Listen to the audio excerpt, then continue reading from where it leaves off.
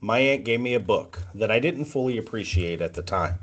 It was an autographed copy of My Life with the Chimpanzees by Jane Goodall. At that age, I thought chimpanzees were cool. But as I got older, I realized that the gift was my first introduction into someone who led in a way that was thoughtful, compassionate, and rooted in science. So when this assignment came up, Jane Goodall felt like the right choice. She wasn't a president, a general, or a traditional world leader. She didn't command armies or write laws. She led through purpose, empathy, and a lifetime of service. And with her recent passing just 2 months ago, learning from her life right now feels especially meaningful. Jane Goodall's story starts with childhood curiosity. She loved animals from the beginning, and that early fascination eventually led her to Africa in the 1960s when she was just in her mid 20s. Her mother, Van, encouraged that curiosity from the beginning and even accompanied her to Gombe, Africa, so that the research could begin.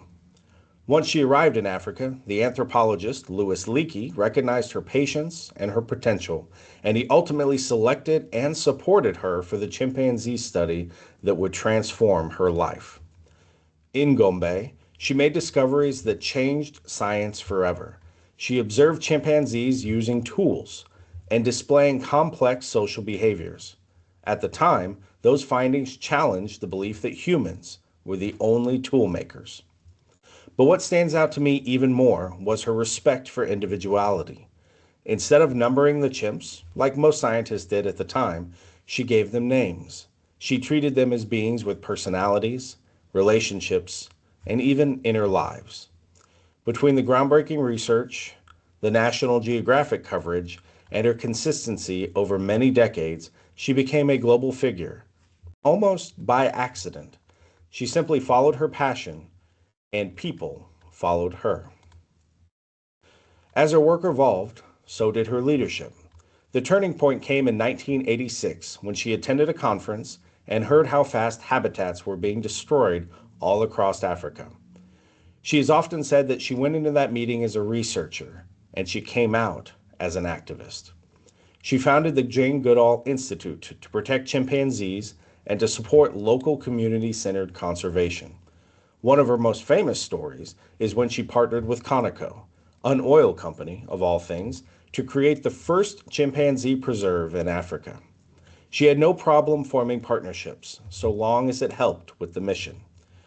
And she launched Roots and Shoots, which empowers young people around the world to take on projects that help animals, people, and the environment. Her leadership style is grounded in empathy and ethics. She collaborated with scientists, local communities, governments, and especially young people.